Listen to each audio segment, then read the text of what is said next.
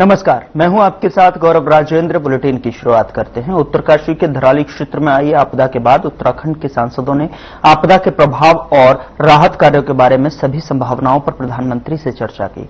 प्रधानमंत्री और उनका कार्यालय राहत कार्यों पर निरंतर नजर बनाए हुए है। उन्होंने केंद्र सरकार से हर संभव सहायता दिए जाने का आश्वासन दिया है।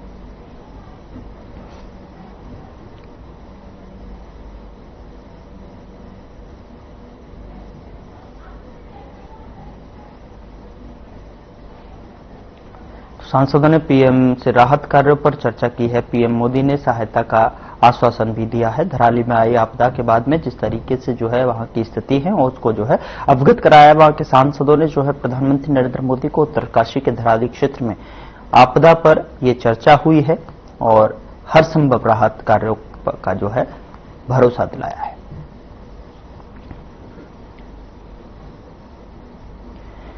तो उत्तरकाशी के धराली क्षेत्र की आपदा पर चर्चा की है। प्रधानमंत्री नरेंद्र मोदी से जो है सांसदों ने राहत कार्यों पर यह चर्चा हुई है और प्रधानमंत्री की तरफ से सहायता का भी आश्वासन दिया गया है।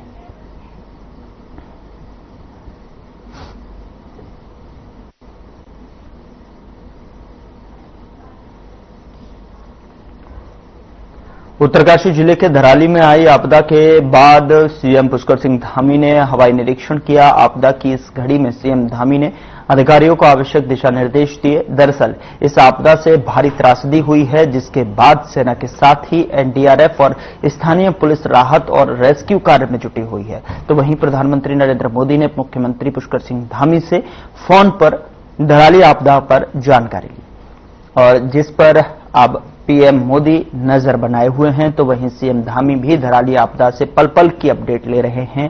वहीं सीएम पुष्कर सिंह धामी ने उत्तरकाशी में नदी के बढ़ते जलस्तर और आसपास के क्षेत्रों का स्थलीय निरीक्षण किया और साथ ही सीएम धामी ने अधिकारियों को 24 घंटे अलर्ट मोड पर रहने के निर्देश दिए हैं।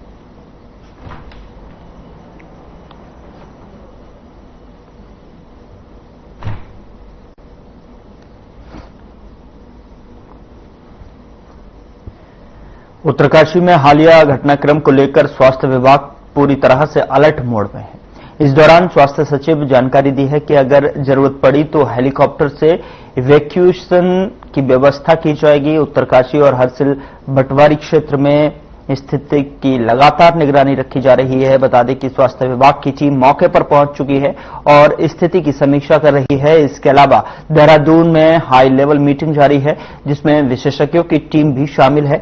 एम्स और कोऑर्डिनेशन अस्पताल में 270 बेड रिजर्व्ड रखे गए हैं, जिनमें आईसीयू बेड भी शामिल हैं, ताकि किसी भी आपातकालीन स्थिति में तुरंत इलाज संभव हो सके।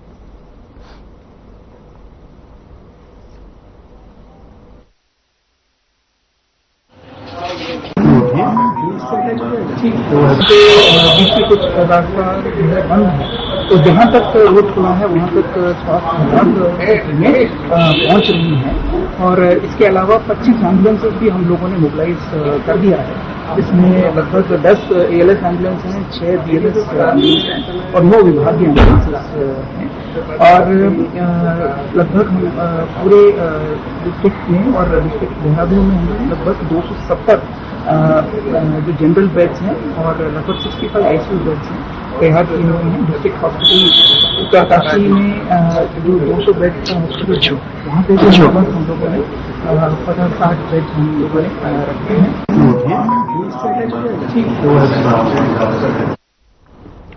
उत्तराखंड के कुमाऊं मंडल के विभिन्न जिलों में पिछले 48 घंटे से लगातार बारिश हो रही है, जिस वजह से आम जनजीवन बुरी तरह से प्रभावित हुआ है। कुमाऊं मंडल के 6 जिलों में 71 रास्ते बंद हैं, जिसमें कई राष्ट्रीय राजमार्ग भी शामिल हैं। हल्द्वानी नैनीताल राष्ट्रीय राजमार्ग भी बंद है। तो वहीं दूसरी तरफ अल्मोड़ा राष्ट्रीय राजमार्ग में क्वारव के पास लगातार मलबा रहा है। पिथौरागढ़ की बात करें तो वहां पर 8 घर ध्वस्त हो गए हैं। इसी तरह चंपावत में भी भूस्खलन के चलते मार्ग बंद हैं और बागेश्वर में भी रास्ते बंद हैं, जिन्हें खुलवाया जा रहा है।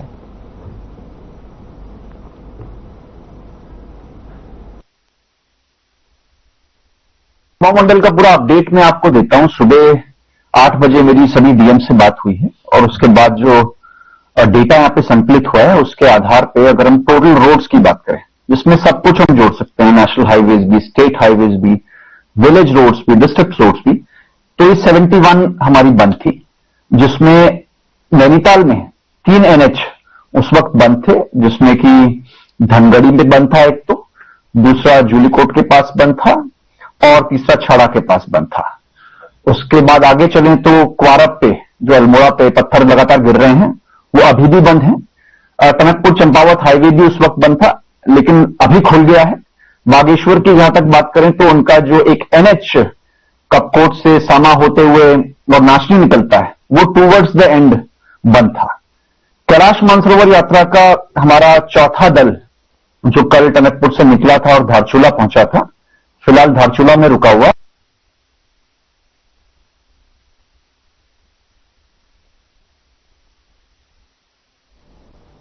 उधर कुमाऊं क्षेत्र के नागरिकों के लिए एक बड़ी चिंता का कारण बन चुका है, क्योंकि पिथौरागढ़ जिले के धारचूला में नेपाल और चीन की सीमा को जोड़ने वाली प्रमुख सड़कें, जिनमें लिपुलेख समेत कई छोटी बड़ी सड़कों की स्थिति अब भी बंद है। इस क्षेत्र में लगातार मूसलाधार बारिश और बर्फबारी के चलते सड़कों का नेटवर्क प्रभावित हुआ है, जिससे यातायात में गंभीर बाधाएं उत्पन्न हो रही हैं। नैनीताल जिले में भी वर्तमान में 22 सड़कों का यातायात पूरी तरह से बंद है।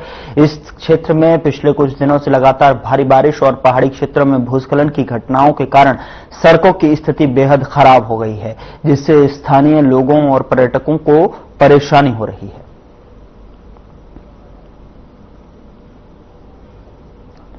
मूसलाधार बारिश लोगों के लिए चिंता का विषय बनी हुई है। कई सड़कें पूरी तरीके से प्रभावित हैं, बंद हैं। लिपुलेख समेत कई प्रमुख मार्ग जो हैं प्रभावित हुए हैं, और जिससे लगातार बारिश हो रही है उससे जो है आसपास का जनजीवन भी अस्त व्यस्त हो गया है। लिपुलेख समेत कई प्रमुख मार्ग प्रभावित हुए हैं। लोगों को भारी समस्या का सामना यहां पर करना पड़ रहा है, जिसके चलते जो सड़कें हैं कई वो पूरी तरीके से बंद हैं।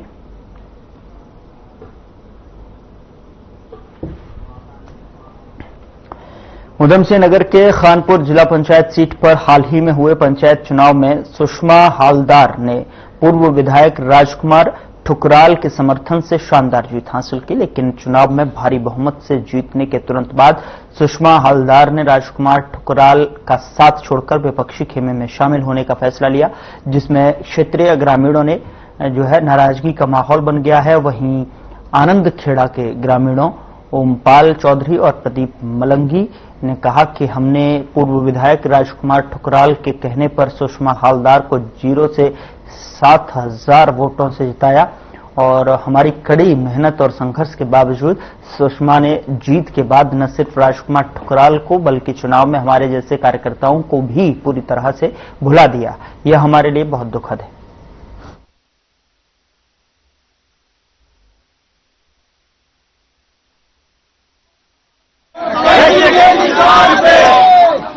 ये सुषमा हालदार को कैची निशान पे जिला पंचायत का चुनाव जिताया था, और ये कस्में वायदे खाए थे इन्होंने। मंदिर में अपने बच्चों की भी कसम खाई थी और मंदिर में कसम खाई थी, और सब कस्में वायदे झुटलाकर और वो मुख्यमंत्री को उसमें बैठ के जाके चलना। नाराजगी यह है कि हमें ठुकराल को लेके जाता, जहां भी जाना था ठुकराल जी को हमारे साथ लेके जाता, विधायक जी को कोई दिक्कत नहीं थी हमें, लेकिन उन्होंने अपने दाव पे लगा दिया अपना सब कुछ और चुनाव लड़ाया। इसको 0 से उठाकर आसमान पर ले गए। उन्हीं की देन है, तो जीत के बैठा हुआ, नहीं तो ये तो अटल नगर में जिस गाँव का रहने वाला उसी में हार जाता। ये चर्चा के बारे में पूछ रहे हैं ना, यहाँ क्या चर्चा चल रहा है? असल में यहाँ पे चर्चा चल रहा है, ये जो हमारा खानपुर पूरब 22 जिला पंचायत क्षेत्र है, इसमें हमारे जिला पंचायत सदस्य श्रीमती सुषमा हालदार जी, जिनको सब लोगों ने मिलकर अथाह प्रयास करके मेहनत करके, और जिसमें ठुकराल जी का बहुत बड़ा योगदान है, जिनको कोई लोग जानते ही नहीं थे, उनको 0 से उठा के आसमान पर चढ़ा दिया। और इसका श्रेय एक तरीके से जितने वोटर्स हैं और साथ साथ ठुकराल जी को जाता है, राजकुमार ठुकराल जी यानी कि कड़ी मेहनत और भी जो कार्यकर्ता गण है, इनके अथाह प्रयास के बाद आज चुनाव के सामने आई। उधर ऋषिकेश में लगातार 3 दिनों से हो रही बारिश के चलते अब गंगा नदी का जलस्तर बढ़ गया है, जिससे अब ऋषिकेश के त्रिवेणी घाट में गंगा का जलस्तर चेतावनी रेखा पार कर चुका है और अब गंगा का जलस्तर कभी भी डेंजर लेवल तक पहुंच सकता है। बता दें कि गंगा नदी अब खतरे के 30 सेंटीमीटर नीचे से बह रही है। वहीं तेज बारिश के चलते नदी नाले उफान पर हैं।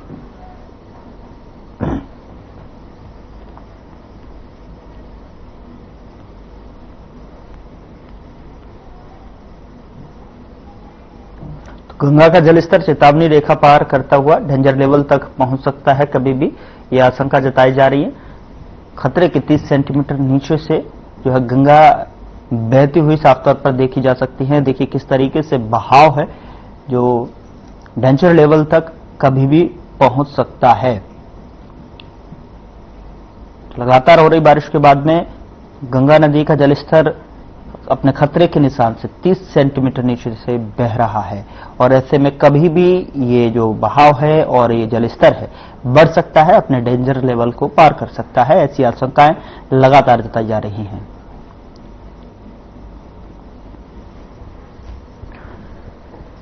उत्तराखंड में एक बार फिर से बारिश का अलर्ट जारी किया गया है, जिसे देखते हुए स्कूलों में छुट्टी के आदेश भी जारी कर दिए गए हैं। वहीं नैनीताल, पौड़ी, उत्तरकाशी, चमोली में जिलाधिकारियों ने इसके आदेश जारी कर दिए हैं। जारी आदेश के अनुसार सभी शासकीय, अशासकीय और निजी विद्यालय कक्षा 1 से 12 तक एवं समस्त आंगनवाड़ी केंद्रों में आज का अवकाश घोषित किया गया है। आपको बता दें कि ड्रेन की संभावना, भूस्खलन, सड़क अवरोध, जलभराव और तेज बहाव जैसे आपदा जोखिमों को देखते हुए विद्यार्थियों की सुरक्षा के लिए कई जिलों में ये निर्णय लिया गया है, जिनके तहत सभी शासकीय, अशासकीय और निजी विद्यालय एवं समस्त आंगनवाड़ी केंद्रों में 6 अगस्त को अवकाश रहेगा।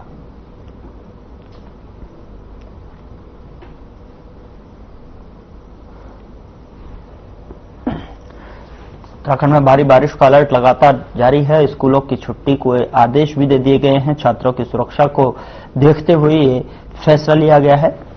शासकीय और अशासकीय आंगनवाड़ी केंद्रों सहित जो है आज का अवकाश घोषित किया गया है और ये जो है विद्यार्थियों की सुरक्षा के मद्देनजर ये फैसला लिया गया है। भूस्खलन और लगातार हो रही बारिश के बावजूद लगातार लैंडस्लाइड जैसी घटनाओं के मद्देनजर रखते हुए ये फैसला विद्यार्थियों की सुरक्षा को देखते हुए लिया गया है। कई जिलों में स्कूलों की छुट्टी के आदेश दे दिए गए हैं। छात्रों की सुरक्षा के लिए ये फैसला लिया गया है।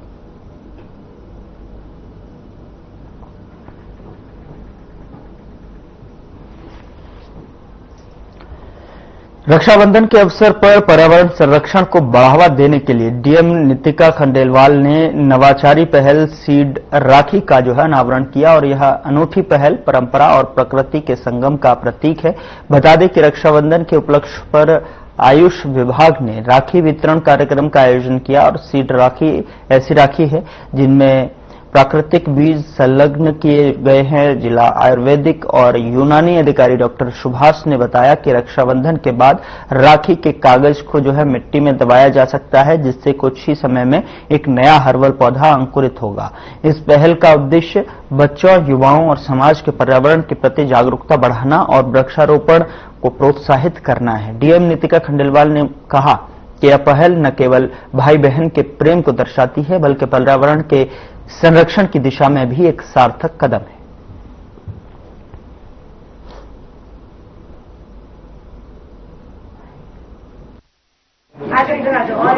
छोटे बच्चे आए थे, राखी का कार्यक्रम था और एक बहुत ही अच्छा नया इनिशिएटिव स्टार्ट हुआ है जिसमें आयुष विभाग ने किया है और ये सीड बेस्ड राखियां हैं। तो ये सभी बच्चों को यहाँ दी गई है और सभी बच्चों को पर्यावरण की तरफ एक मैसेज भी दिया है कि सीड बेस्ड राखियां यूज करें और जो उसमें सीड है, जो ये कागज है, इसमें वो लगाएंगे तो उसमें एक पेड़ उगाएगा।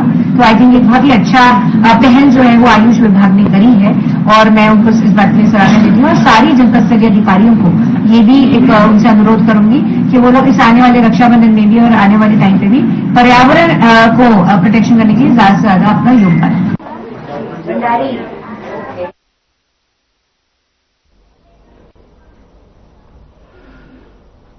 यहां रुक रहे हैं एक छोटे से ब्रेक के लिए। ब्रेक के उस पार खबरों का सिलसिला लगातार जारी है।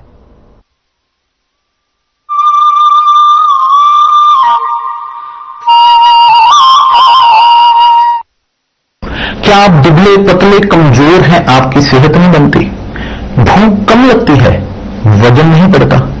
दरअसल मेन बात खाना पीना नहीं है, मेन बात है खाया पिया लगना। और अगर खाया पिया लगेगा ही नहीं तो आपकी सेहत बनेगी कैसे?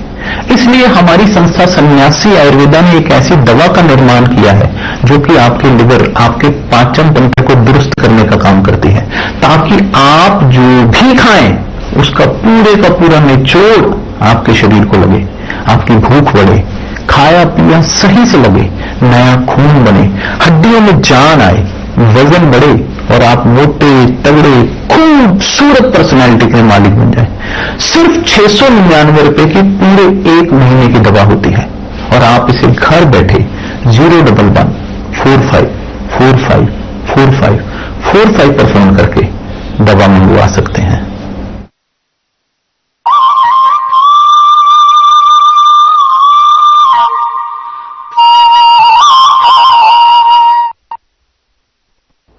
ब्रेक के बाद स्वागत है आपका। खबरों में आगे बढ़ते हैं। हरिद्वार के हैदराबाद थाना क्षेत्र की उत्तम डिस्टिलरी फैक्ट्री में देर रात बाढ़ का पानी घुसते ही हड़कंप मच गया। इस दौरान फैक्ट्री के अंदर 150 से अधिक लोग फंसे हुए थे और तो वहीं सूचना मिलते ही मौके पर पहुंची फायर और जल पुलिस की टीमों ने तत्काल रेस्क्यू अभियान शुरू किया और इस दौरान पुलिस उप निरीक्षक प्रदीप राठौड़, चौकी प्रभारी खेमेंद्र गंगवार सहित पुलिस टीम ने मोर्चा संभाला और रात भर चले इस रेस्क्यू में 40 मजदूर और 12 ट्रक चालकों को सुरक्षित निकाला गया। तो वहीं फैक्ट्री परिसर से सभी लोगों को बाहर निकालकर सुरक्षित स्थानों पर भेजा गया है। प्रशासन ने भी मौके पर स्थिति को पूरी तरह नियंत्रित बताया है।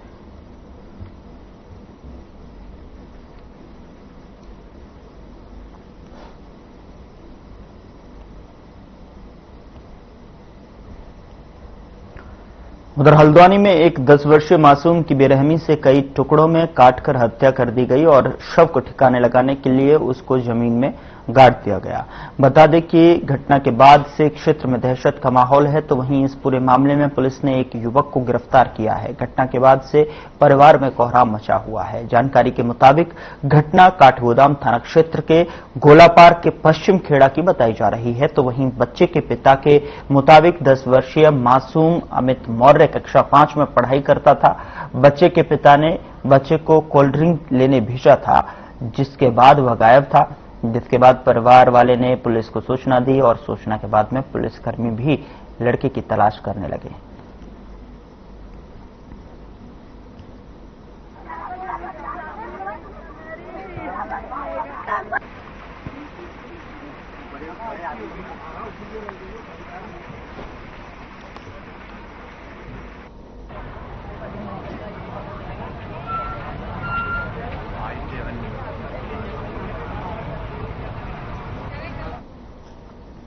कुमाऊं में पिछले 24 घंटे से बारिश का दौर लगातार जारी है। तो वहीं नैनीताल जिले के पहाड़ी और मैदानी इलाकों में लगातार हो रही बारिश से जनजीवन अस्त व्यस्त हो गया है। बारिश के कारण मौसम विभाग ने इलाके में रेड अलर्ट जारी कर दिया गया है। आपको बता दें कि प्रशासन ने सभी कार्मिकों को 24 घंटे अलर्ट मोड पर रहने के निर्देश भी दिए हैं।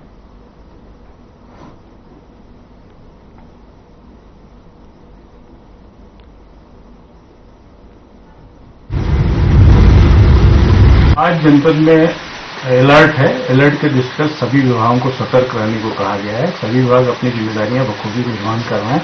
जो भी मार्ग बंद हो रहे हैं उनको खोला जा रहा है। लगातार हमारी जो है टीम सक्रिय है। हमारे आपदा नियंत्रण कक्ष, तहसील के कंट्रोल रूम भी सक्रिय है।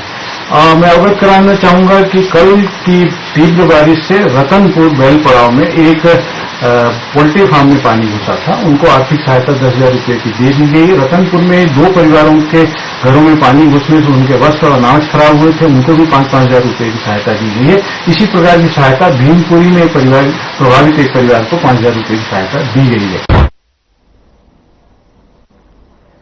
प्रदेश भर में लगातार हो रही बारिश से जनजीवन अस्त व्यस्त हो गया है और इसी क्रम में मसूरी में भी जो है लगातार हो रही बारिश ने जो लोगों का जीना मुहाल कर दिया है। तो वहीं मॉडर्न स्कूल के पास स्थित खरोला निवास क्षेत्र में हुए भूस्खलन ने स्थानीय निवासियों को डरा दिया है, क्योंकि भूस्खलन से एक घर के 2 कमरे पूरी तरह से ध्वस्त हो गए और घर तक पहुंचने वाला मुख्य मार्ग भी मलबे में दफन हो गया।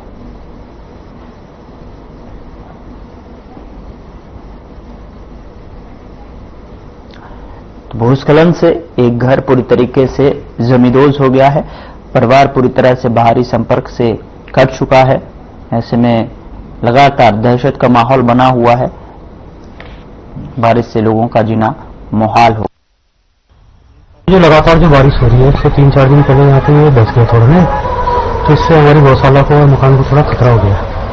अभी तहसीलदार जी आए थे, वो देख के गए, तो बोले थे कि नगर पालिका वगैरह से इसका वो करवाओ, थोड़ा खाली होता है उसको वगैरह का, क्योंकि खतरा तो है ही है, क्योंकि ये नीचे रास्ता भी है ना, नीचे लोगों को जाने का रास्ता भी, वो भी रास्ता भी टूट गया।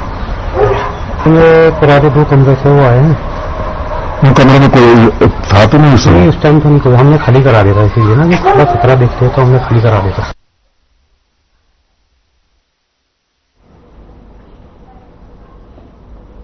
डोईवाला और आसपास के क्षेत्रों में लगातार हो रही मूसलाधार बारिश के कारण नदी नाले उफान पर हैं, जिससे ग्रामीणों को भारी परेशानियों का सामना करना पड़ रहा है। बारिश के चलते नदी नालों का जलस्तर बढ़ चुका है। आवागमन में लोगों को काफी परेशानी का सामना करना पड़ रहा है।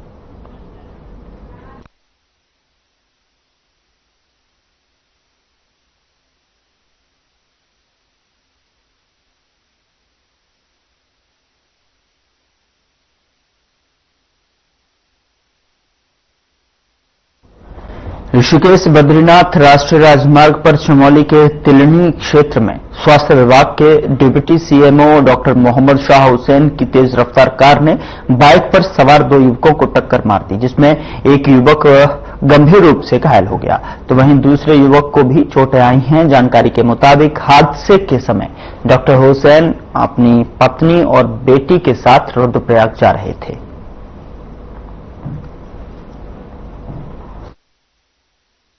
आपने लोगों का बच्चा मार दिया क्यों?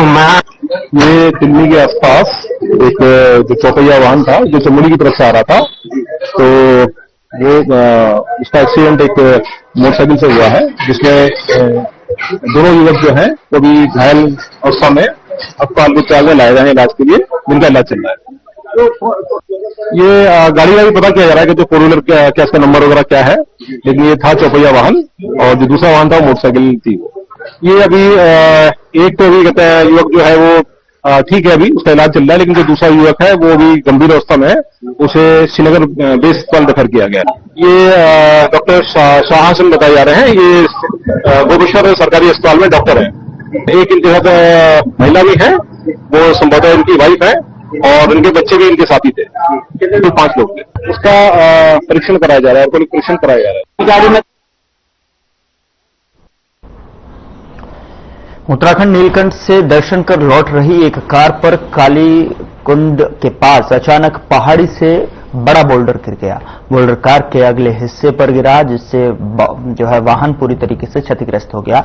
हादसे में कार चला रहे अमरोहा निवासी मनीष को मामूली चोटें आई हैं, जबकि उनकी पत्नी अंजू और 10 वर्षीय बेटी यशवी सुरक्षित कार से बाहर निकल गईं। वहीं घटना की सूचना मिलते ही थाना पुलिस मौके पर पहुंची।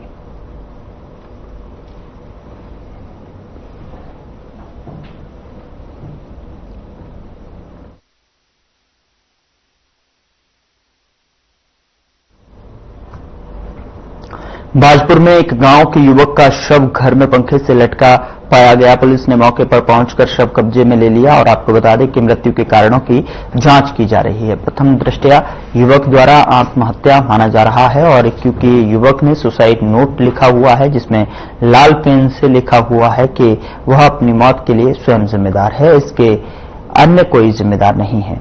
Good bye. बता दें कि मृतक पढ़ाई के साथ साथ कपड़े का व्यवसाय भी करता था।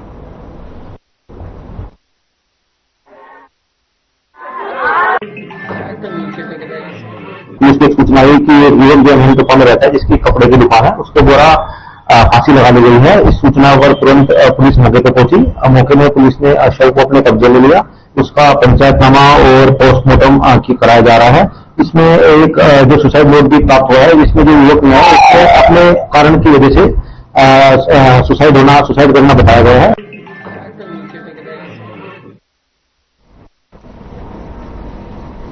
फिलहाल बुलेटिन में इतना ही। नमस्कार।